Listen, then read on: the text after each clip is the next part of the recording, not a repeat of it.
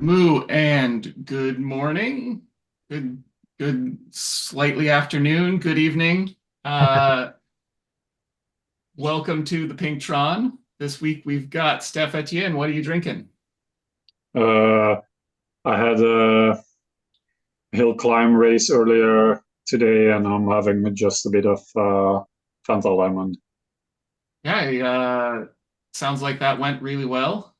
Yeah, set a new 20-minute power and then of 3.3 watts, and a new because of that a new FTP of almost 3.2. So pretty happy with that. Yeah, the my vacation, my 2 weeks holiday cycling vacation day went really well because we're now about a month after that, and I set then a new 20-minute power already, and now we had a week off after that, and now I'm on my third week of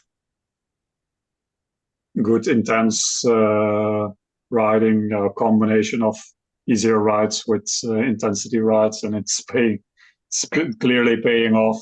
Yeah, I mean, you go out and ride for 20 hours in a week, go up and down hills. It's gonna help. Uh, those numbers. You're not too far off from getting popped up to B. Yeah, yeah, Join us. because my FTP, my ZFTP for the first time is I think higher than my actual FTP, so it's around 3.2. So it's getting closer. So indeed. Yeah. And that other voice you heard was Chris Greenland. Chris, what are you drinking?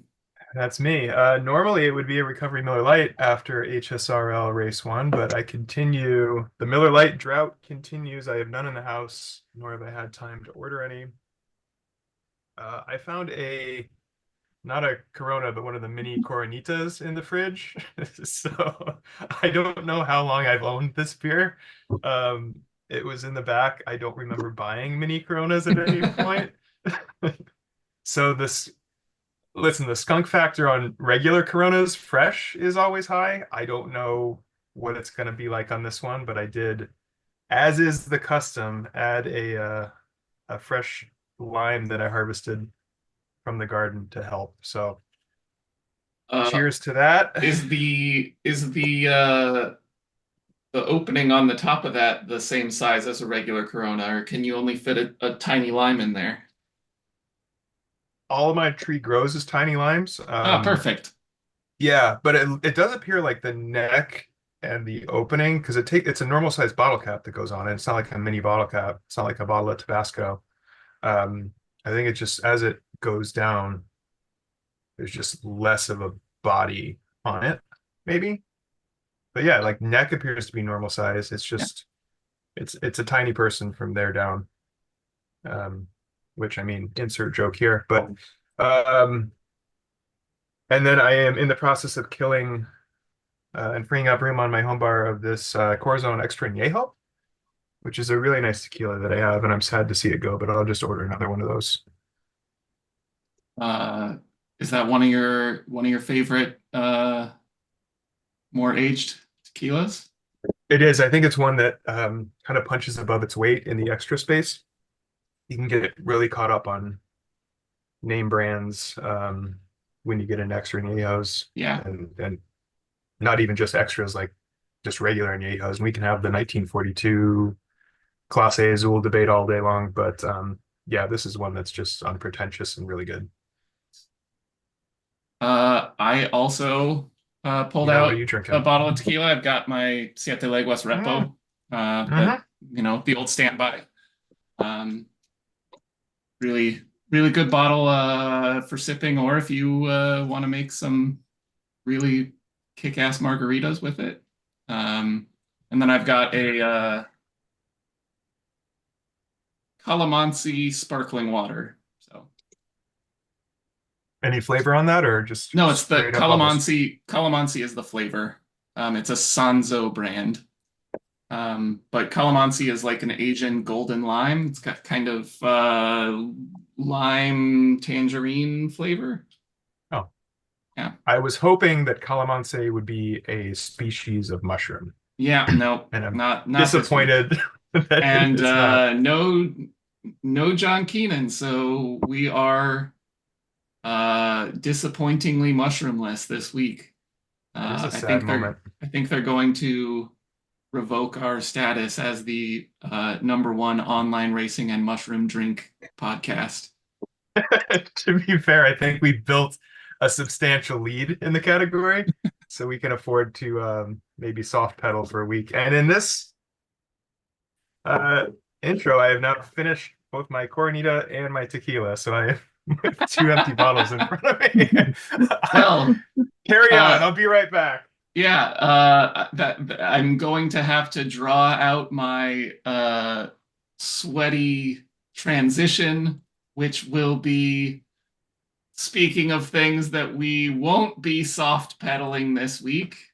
We've got HSRL. This week we have a time trial on Lock Loop, a 2 laps of Lock Loop. This is the course that heads out from the, I guess, Scotland countryside pens. I don't know what to call those pens, but Yeah, I don't know. the kind of highland pens, and then you take a counterclockwise direction around the more countryside parts of Scotland.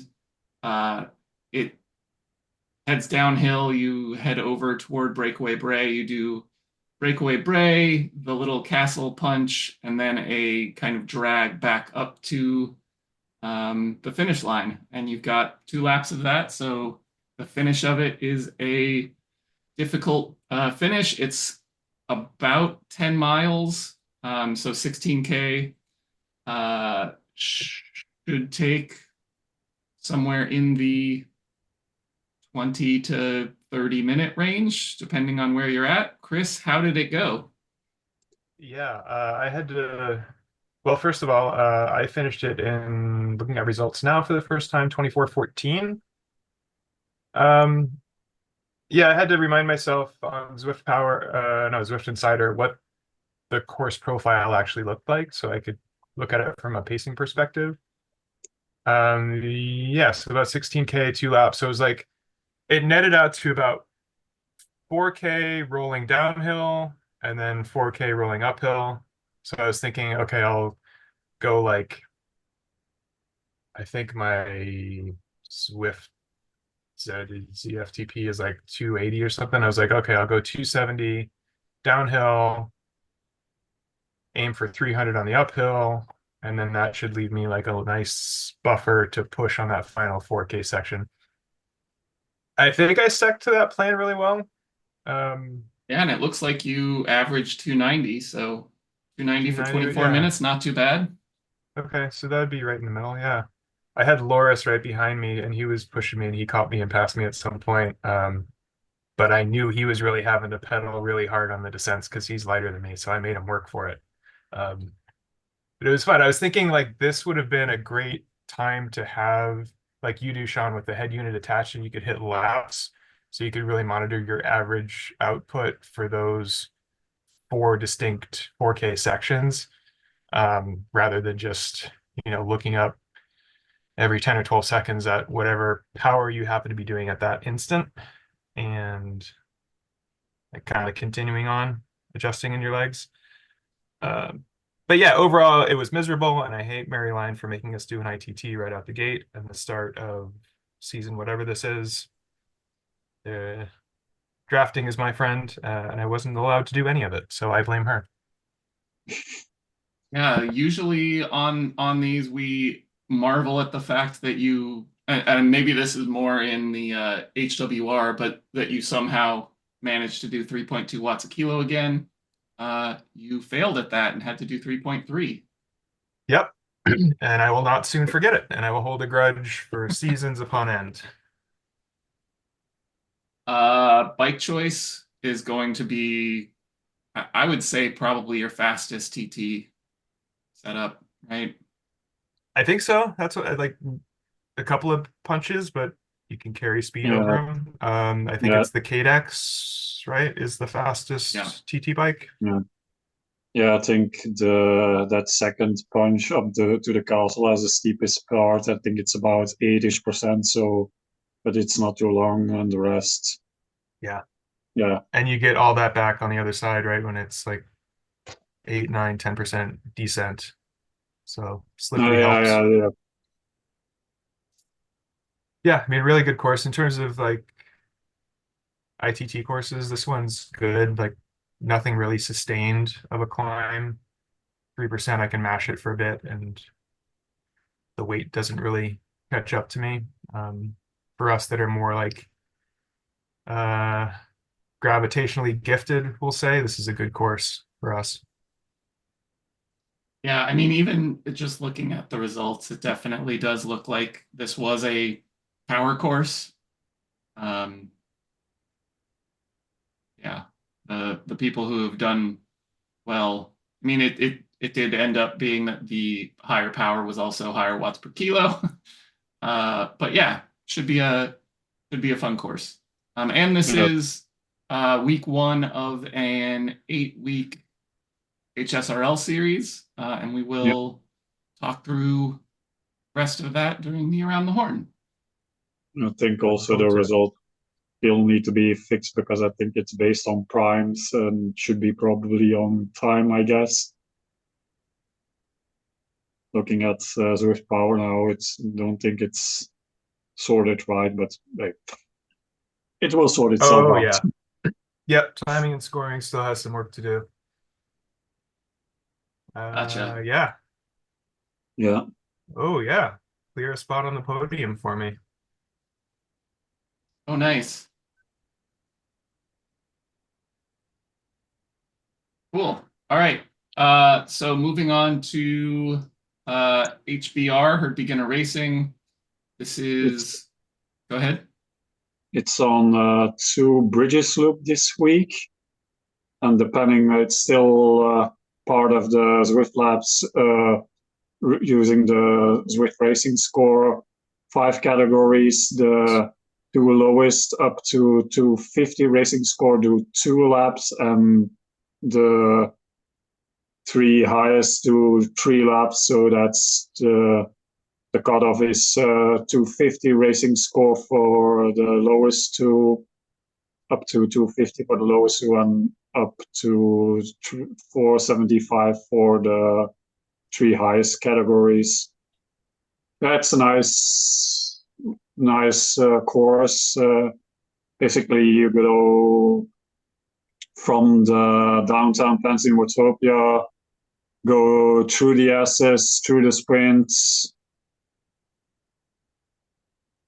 There you cross the first bridge, then the second bridge up to the reverse side of the Zwift hilly KOM, but you only do like the first steep section, and then you take the bus down back to the downtown, and depending on, like I said, depending on your score, you do 2 or 3 laps. I think it's, yeah, the biggest feature is that steep section of the start of hilly KOM. Probably say, I don't know, bike wise, Tron or all-rounder, maybe Arrow, but it's difficult to say. Given that this is a downhill and then sprint finish, if I felt strong, I might lean toward something a bit more arrow, maybe the Yeah, that new Cervelo or Canyon. yeah, yeah, because essentially that steep section is, I don't know, about a minute, maybe 2 minutes max effort. So, and the rest is a rolly too flat. So Yeah, it's if not that, I really. mean, depending on how strong that group is, like Yeah, that might be 30 seconds of yeah, actual hard yeah, it effort. might be. So yeah, I could see an argument for going with something a little slipperier.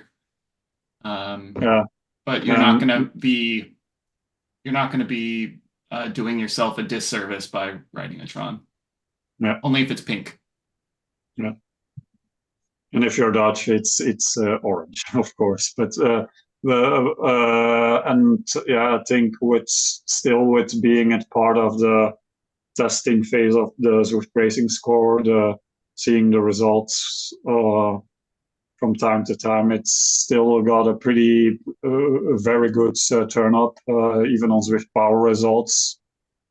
So I will say that there has been an update to how they are handling the Zwift Racing Score. Now when you race, they are allowing bigger shifts in the score, and showing you more about, if your seed score goes up or if you drop down to your I guess your like lowest score that you can get. It will now show up in Zwift Companion. But I do think that it is important for them to actually start doing some testing on how quickly those scores can move to get people into the right actual bands based on how they've been racing. So yeah, should be interesting.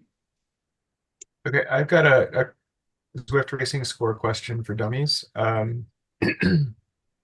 If I have not entered any Zwift Lab races, have I competed in any Zwift Racing Score events? No, I have not. No, so it's No.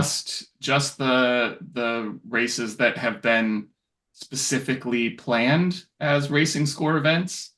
They are doing the testing in that way, but eventually the goal is to have it implemented across Zwift. So if I'm just looking at my profile right now, last number I remember seeing is my Zwift Racing Score, or ZRS, I guess we'll call it, was like 525-ish. It appears that there's some natural degradation built in because now I'm at 499 and change. Either that, or you have had a 10-minute or 30-second effort drop off from what they're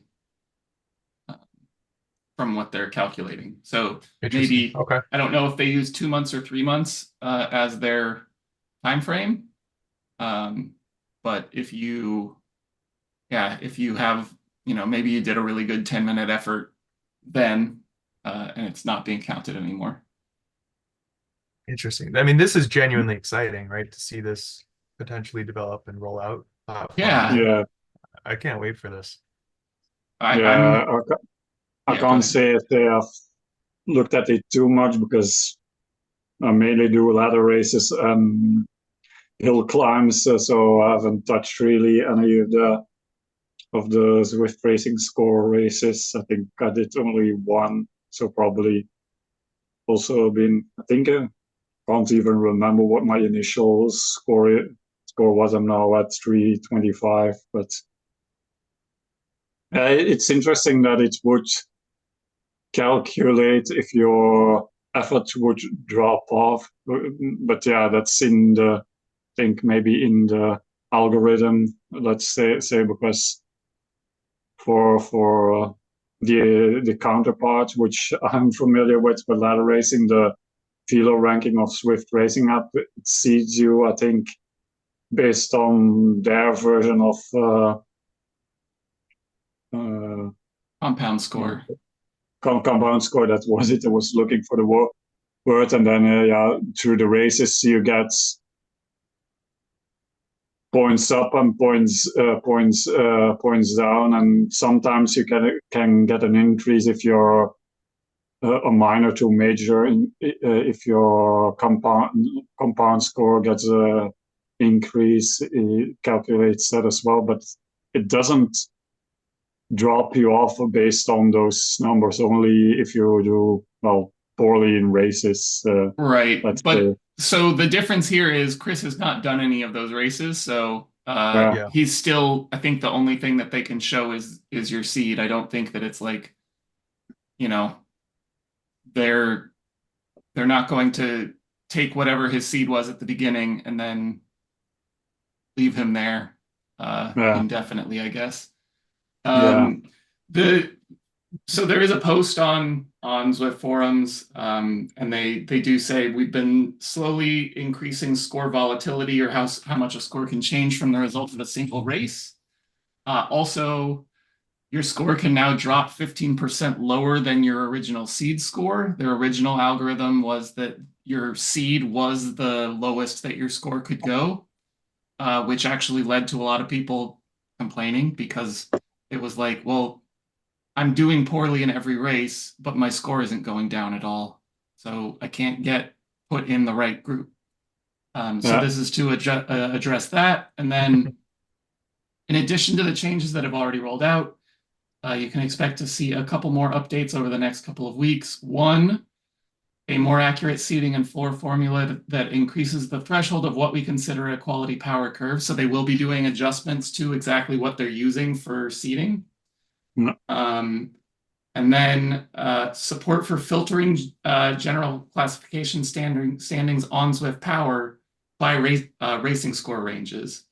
So it looks like they're going to start including racing score into Zwift Power, which that's actually a bit of a surprise on my end. I figured that was not going to be a thing that they were looking to incorporate there. But it's exciting that they are. Is it? I mean, it's more effort and dedication to like supporting Zwift Power when we should be looking at phasing out Zwift Power. Yeah, fair. But I mean, until I see that the Zwift like the Zwift.com implementation is better. Yeah, it's probably worth like the minimal effort to get that up and running and integrated on that side while they are hopefully building it out behind the curtain. Nobody lived behind the curtain. Okay. All right, fair. All right. So that's HBR for the week. Brings us to Climber's Gambit. Chris, what do we got this week? Yeah, we're sticking with the dirt and Temple KOM, which is why Brent is not here. He's skipping in protest. He hates this climb. So we're going Temple reverse this weekend. Like we did Temple forward last weekend. So we're staying dirt. And this is, I would say, the more direct switchbacky of the two climbs. We're looking at just under 2K at, again, 3.5%, a little bit more straightforward. You're sticking with a gravel bike because we're climbing on the dirt. You're going with one of the aftermarket gravel wheels and getting up and over. We're doing that twice. So it is the slower of the two climbs counts towards your overall score, and you want to be fastest. I think the two of you did it last weekend. How did the pacing go in the dirt? Pretty good for me. It's yeah, still surprising how good it goes. Like I said, it does help because I still should get like a Garmin. I have my Garmin with me, but I should have it now set up. Not really to like a holder, but it does help for keeping your targets up.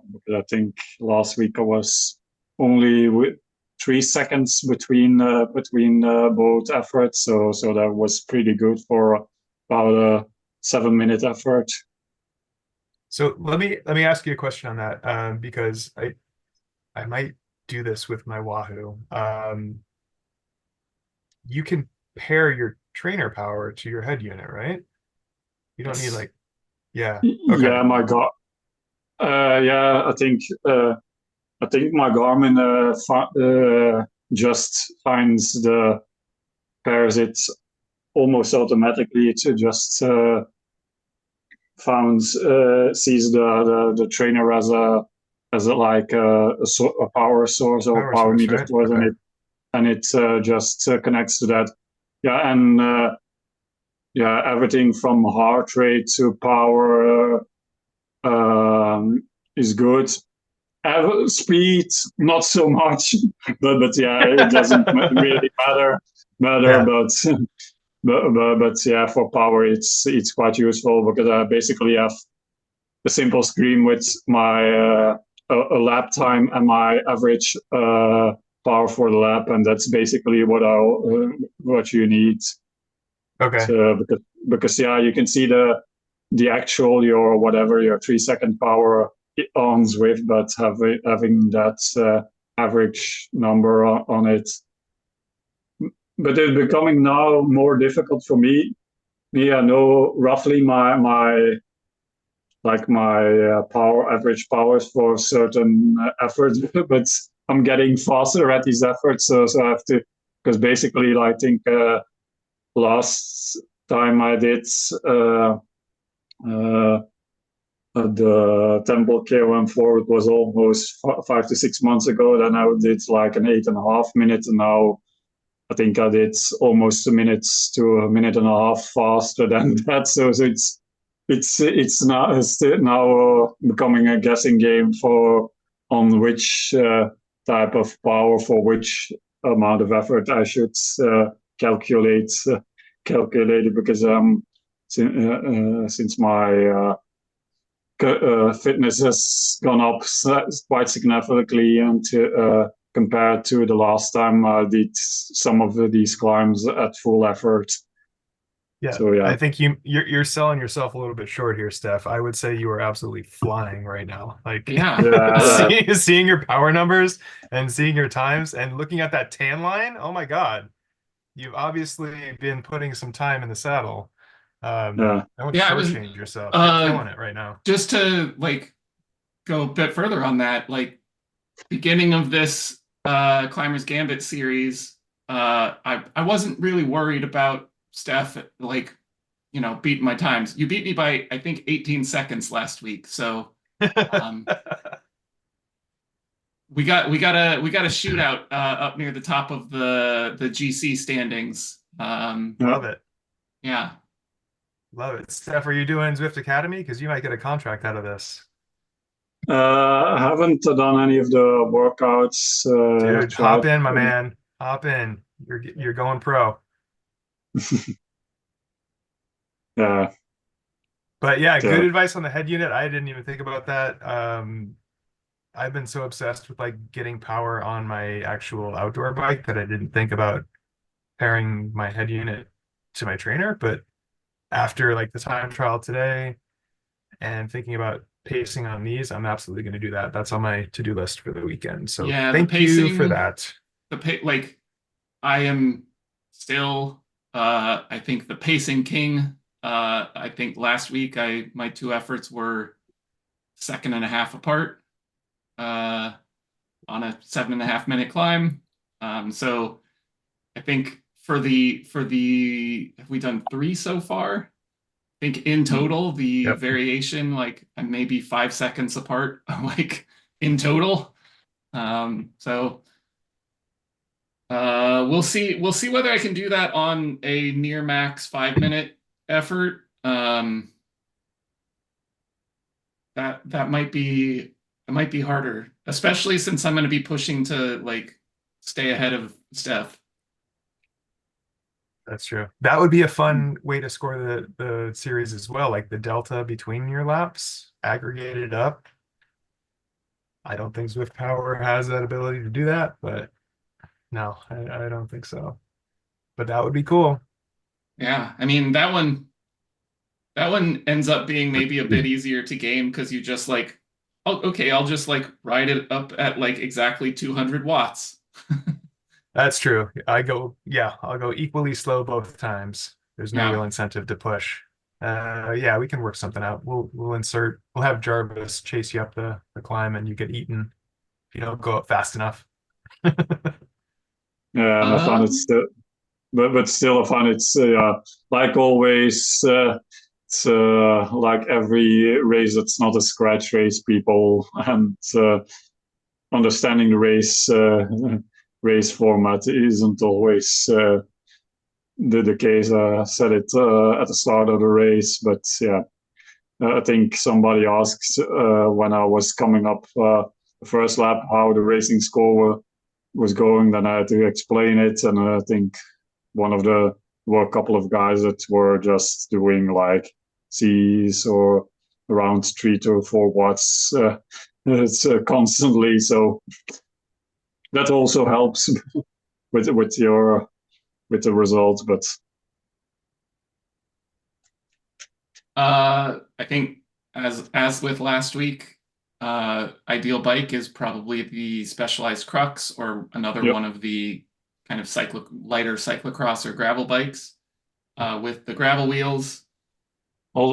Also, you can do you can even more than last week. You can do your warm up in the race itself, because it's the longer side until the segment. It's quite a long segment. It even includes that dirt uphill rise past like where the camera pans you out at that corner.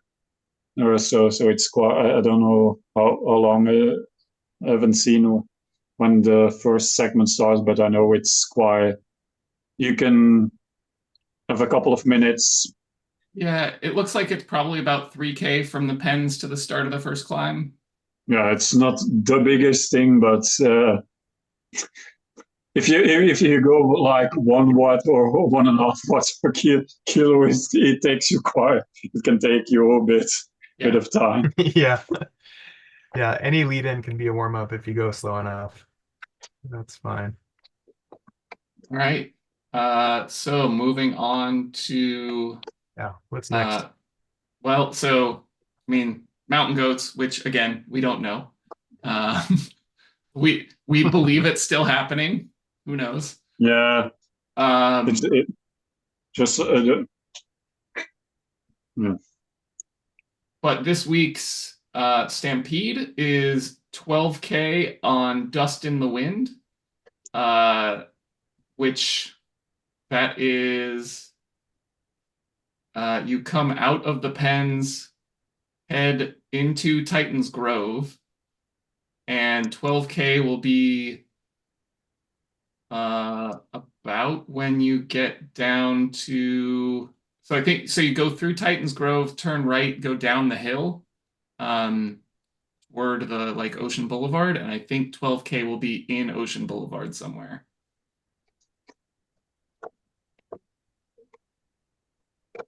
Looks correct.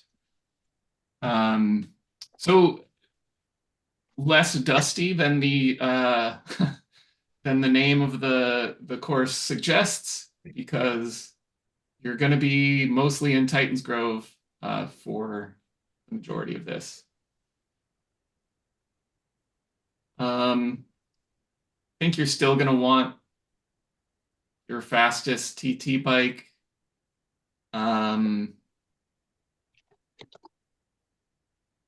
Though I could see an argument for something a little lighter, because you are doing all of Titan's Grove. But it is a net descent, so. Ooh. Yeah, because you will end underwater. Okay, so it's a descent because you're dropping down like into the ocean tunnels? Yep. Okay. I'm trying to make sense of this Zwift Insider map on it, and there's just like numbers so and big. kilometer markers everywhere. Do you do Titans Grove in both directions or no? No, so in the 12K, it's just you come out of the pens, Do Titans Grove, do Titans Fishing Grove, Village. Okay, yeah. descend, and then finish up near Sequoia Circle somewhere. Because ultimately this has you going towards the jungle, right? Right. So Okay. it's just in the I think it might be at Sequoia Circle, on the like Ocean Boulevard section is around where the finish will be. Okay. That's an interesting route choice sure. for 12K Yeah. time trial. All right. We'll talk about HSRL now, but for the peeps doing HBR, it looks to be like it will be TikTok again, end of the month race probably. If I look at the schedule, if it's still the same, and then probably I don't know if he will do 2 laps for one of the highest categories, but who knows? Yeah, so that there's also maybe a bullseye. Who knows? Yeah. The race, like Climbers Gambit, those races are going, but there's no series tied to it. But yeah. But that brings us to the end of the week in herd racing. So I guess we can start talking about what the rest of the HSRL series is going to look like. So we have the series running from this weekend through October 13th, that weekend. So we start with an ITT. There are 5 points races and 2 scratch races to go along with the ITT. Let's go through. We can quickly talk through what the routes are, and then maybe discuss what of those stands out to us. So week 2 will be a points race in the classic HSRL FTS on the route or on the segments on Caspat. Week 3, a scratch race on peak performance, which is a longer route, 46K, and includes the grade. So that's of course a rough one. Week 4, a points race on Richmond Roller Coaster, but also includes the Epic FTS segment, as kind of like was included in a couple of the races during this past series. Then week 5, a points race on Champs-Élysées, where there's FAL points on the sprint banner and FTS on some of the laps, and lots of points on the finish line. Week 6, a points race on City and the Skur, but described as HSRL meets Climbers Gambit, except this will have drafts. So it's FTS on all of the segments and no points on the finish line. So nice. Yeah, whether you ride with the pack for draft or decide to drop off and really hit the segments. Week 7, a scratch race on Royal Pump Room 8, which includes the pot bank wall. Yep. And then week 8, a points race in classic HSRL style on big foothills, and that's 1 full lap at 67.5K, about 70K with the lead in. And is that 1, 2, 3, 4, 5, like 5 or 6 segments. So yeah, it's going to be a big one. So any of those stand out to you guys? Ooh, a lot of them, but I'll let you go first, Steph. Yeah, because I'm mainly doing, like I said, ladder races and like Climbers Gambit type. So that's points race on City and the Skur. Looks good. That is super interesting. Yeah, that's what I drew a circle around just now. Because can we talk about? We have draft on. Yeah. I couldn't find Marilene's post. Is that how many laps is that? So 2 laps for A and B, 1 lap for C and D. Okay. So that for the C's and D's, that's 3 climbs because you have get the lead in. You have the gravel side on the lead in, and then both climbs, and for A's and B's, that's done 5 climbs. So depending on your category, it's either 2 or 3 times up the gravel side, and then 1 or 2 times up the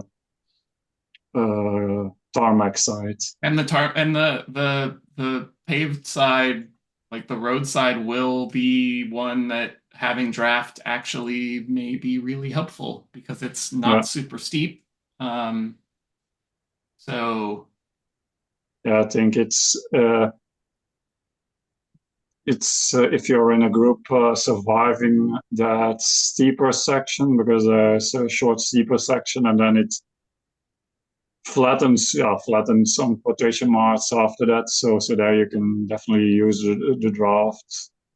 So it will be interesting with the draft, seeing how you will approach it, because normally in a Climbers Gambit type race you just go full out, but here it's more like the HSRL style, maybe seeing if you can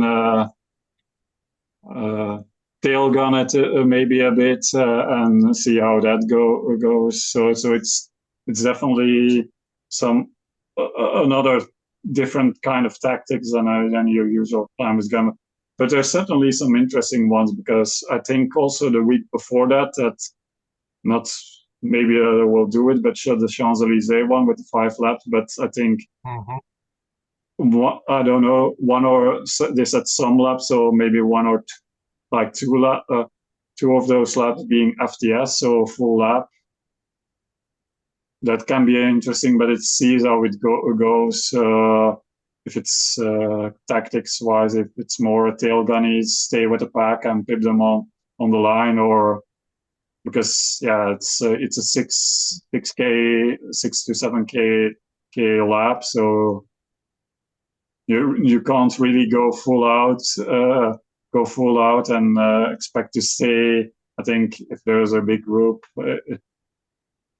it's not. Yeah, that one will be really interesting, because it, like, the FAL points on the sprint banner every lap does make it seem like, oh, okay, well, that's, it's like a bullseye.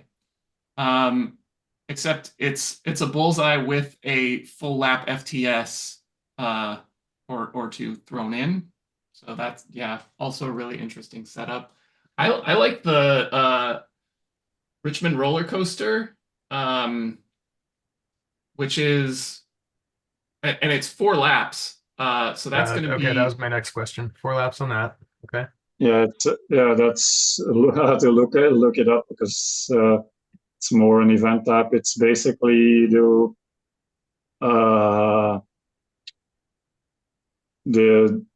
reverse side of the UCI lap. So you go down Governor Street, and you do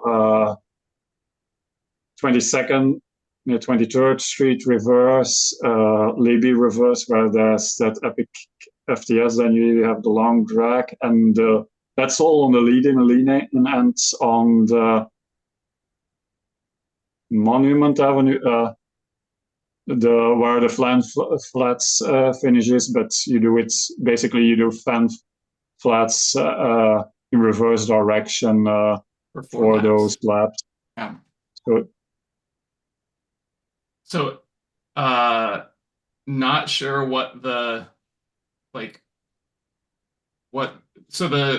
are 4 different segments on it: 23rd, Libby reverse, and then Broad and Monument. But I am not actually sure what the distribution of points on that is going to look like, if they're FTS on all of them. It does say the epic FTS segment on reverse Libby, so like that may have more points there. So balancing all of the points on that and like where you put in your effort is going to be interesting. Yeah, it says also more points on the finish line. So yeah, it's going to be interesting indeed for how the points distribution will be, because the classic when it's the classic HSRL, it's usually, I think, 2/3 segments and 1/3 at the finish. And now with the last season, there were, if there was FAL included, it was sometimes 1/3 for the FAL segments, 1/3 for the the Epic FTF segment, and then 1/3 for the finish line. So yeah, the points distribution is going to be interesting for a couple of these races as well. And then there are two that are just mean. So peak performance. Only two? Yeah, I mean that are Yeah. like mean. Like 46K with where it's like you go through Titans. So peak performance, 46K, you go through Titans Grove reverse, like fairly early on, 5K in. And then there's just, another 15 to 20K of just pretty much flat along the coastline, where it's a scratch race, so there's unlikely to be a whole lot happening there. But then you've got your, really hard effort up the grade, and then another 15 to 20K from there to the finish. That's all either. I mean, there's the rolling bits at the top of Epic, but from the top of Epic, it's descent, and then another 10 plus K of flat to finish. You're Right. Yeah, it's I thought this just started like downtown, but no, I thought this started at the grade, but this starts downtown. No, yeah, the grade doesn't start until 25K into the ride. Oh yeah, that's gonna be brutal mentally. And then Big Foothills is just going to be a shit show. I love Big Foothills as like a race route. It's great. It's going to be 2 hours. With it, 2 hours with a whole bunch of VO2 max efforts. You've got Titans forward, Zwift Hilly, Volcano KOM, Titans reverse, and Zwift KOM reverse. So 5 different climbs, each of which is under 10 minutes. Volcano is probably 10 minutes, for faster Ds. And then there is the Fuego Flat Sprint. I don't know if that's also going to be a segment. And yeah, that's a brutal set of efforts over a 2-hour race. I have a feeling that one is going to be really chill in the bunch between efforts. Yeah, you'd think so if you read the directions. That's good. I mean, a really good course assortment here. Like I really like weeks 4, 5, 6 that are multi-lap efforts. Those are going to be super crazy. That's the kind of chaos that I really like. And then we'll call weekend 7 the Craig Martin special, the return of Royal Pump Room 8. I think that might lure him out of the BMX retirement. Come join us. And then just finishing on Big Foothills, like really good course selection here. I like that so much. Yeah. Can we talk about the naming? Like Herd Summer Racing League going into mid-October? That's hardly summer, is it? Fair. Yeah, I think the idea is to butt it up against. I don't know what is planned for the fall, whether we've got a club championships planned, whether we're doing the pair like autumn race experience, whatever, or if we're just gonna transition right into HWR. But I guess we will, stay tuned for more about that, because I'm sure as we start winding this down, we'll have more information on what that looks like. Either way, a really cool development in Herd Summer Racing League, and this is now what year is it now? 20, 21, 22, 20. This is now my 5th year doing HSRL. Like really cool to see the evolution and development to make it a little bit more dynamic in terms of racing and scoring. So really well done on that front. Yeah, I think, wait, did I start doing this in 2019? So yeah, 6th year of 6 for you, 5 for me. Steph, how many HSRL maybe it was years have you 2020. I don't done? know. Yeah. Yeah, I started Swifting March last year. I did the first series back that summer. Did almost a full season of HSRL. I think it was a large one, but yeah, I know. always they have to do more, but it's difficult because I do mostly ladder as one race and then usually climbers gambit, and it's difficult to sometimes to schedule because I try to keep my weekends for my longer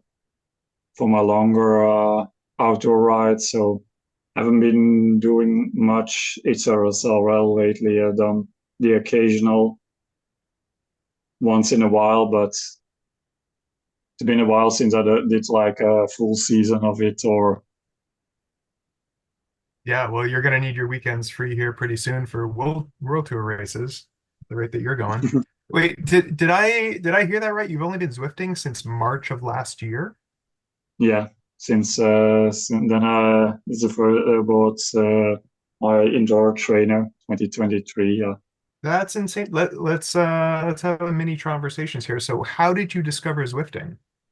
I'm just curious, like so many years after COVID, which is so many of our stories. I know Sean, you predate it, but I'm like very much a COVID Zwifter.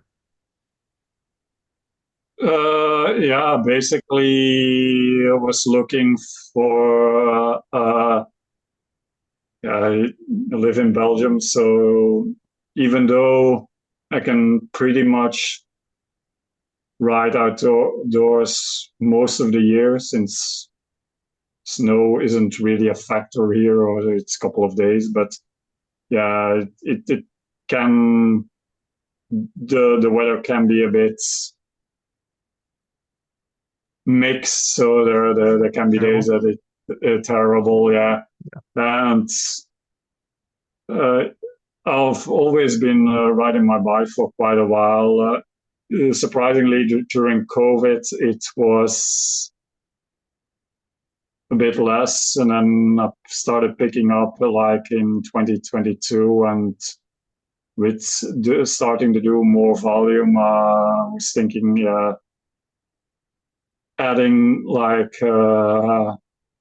for those days that I can't ride my bike outside or just time wise, so because sometimes you come for instance in the winter you want to ride on weekdays after work. Yeah, it gets dark at like 5 6 p.m. So yeah, you can't ride your bike outside, and yeah, finally how you say it, bite a bullet and decided to buy a Zwift hub because it's my old road bike that I replaced replaced my outdoor bike the year before with my new bike. So it was that bike was mainly for riding sometimes to the shop or whatever, and then with buying the Zwift Hub, it became just that bike is just my indoor bike. It's become my indoor bike, and yeah, I find it's quite handy just having a continuous. I think, like I said, the numbers are going good. It's just been doing, yeah, just keeping that volume up. That's a bit of the period in the winter where I had a trainer or so. But yeah, and yeah, I think I always knew about Zwift in a sense because it was like Alpecin was sponsored by it. You can hear adverts. I knew what it was, and I've seen it a couple of times, like videos. But yeah, and like on also via YouTube, it's like Shane Miller or but yeah, it just was because of that period since 2022 that I started doing more volume, doing more frequent riding, and just having an extra addition to keep that volume up when I can't ride outside. So Super basically that. fascinating.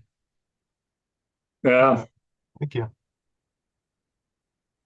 Chris, I looked and I was wrong. My first HSRLs were in the summer of 2020.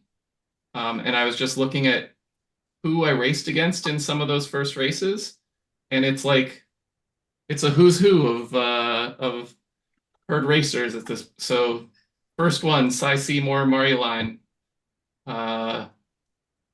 Second one, Scott Anderson, Bowser.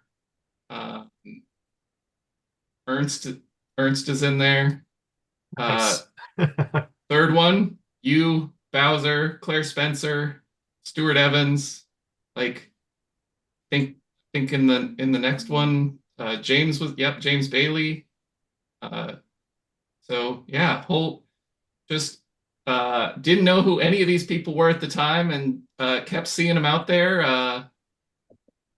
And look at us now. I mean, yeah, who would have thought? It's fascinating to see, go back, yeah, 4 years at this point, 4.5 years, and see the names and the people who were showing up to these events and who's still showing up today. It's such a testament to the community that the platform has, and the people that it connects on here. It's crazy. I don't know what like secret sauce they have. Nobody's been able to duplicate this. Yeah, I don't have a crystal ball. I can't see where other platforms are headed, but I just don't see this magic happening on other riding platforms. So kudos to everyone who showed up then, keep showing up, and we share our fitness journey together. It's pretty impressive. Yeah, and I think it's fun because, like I said, because of my longer rides also outdoors, I decided to listen to all the backlog of the Pink Tron. The racing information was really useful, but it was fun to see also the evolution of how it started, which week people, and see, because when I joined the Pink Tron like end of last year, and seeing when it was first Steve, James, Becca, and then seeing gradually you, Brent, coming in, and seeing the different people coming in and go. But yeah, you see, it's quite yeah. I think I also discovered, like, I think one of the first races I wanted to do was in fact a Climbers Gambit. Unfortunately, I had like on the lead in had a power dropouts, and I couldn't get it work, so I had to abandon it. And I think John Keenan was in that race, and he befriended me, so I thought he was maybe one of the club responsibles, which wasn't the case. But it's fun seeing doing like the HSRL, then doing started when the ladder league was coming up, doing that ZRL, and I think that's also with the source with having these team races.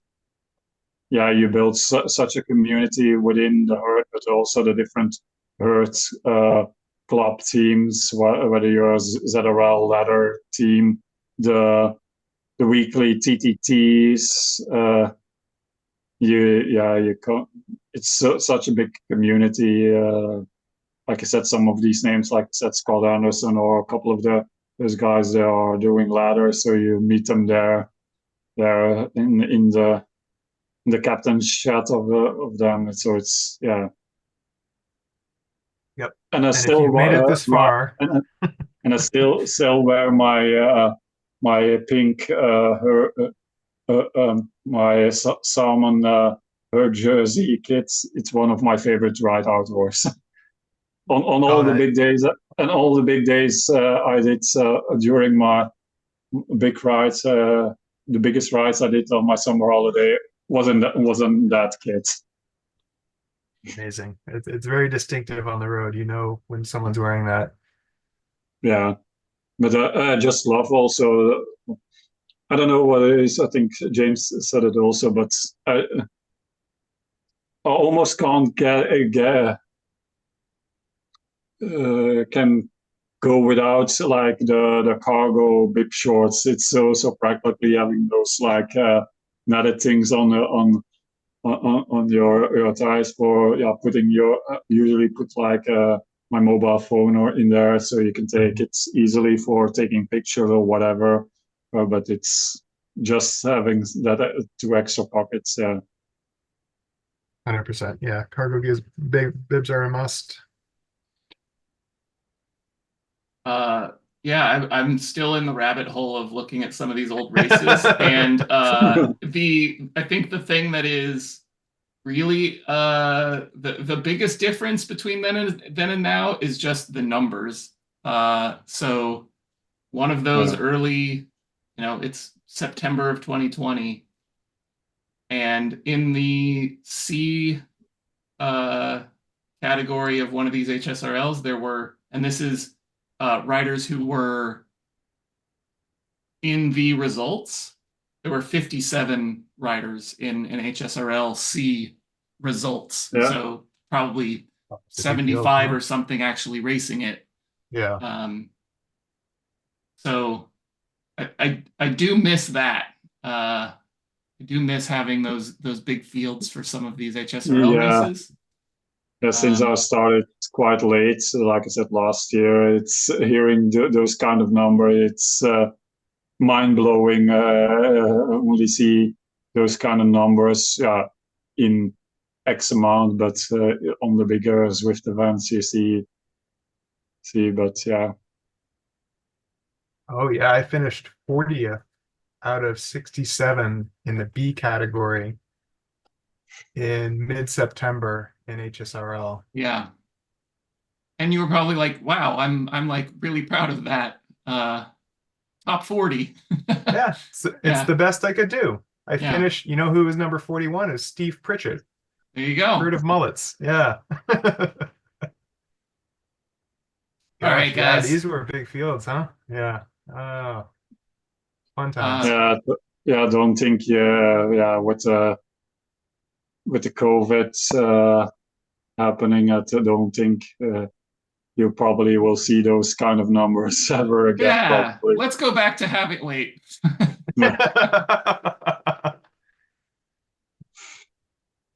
All right.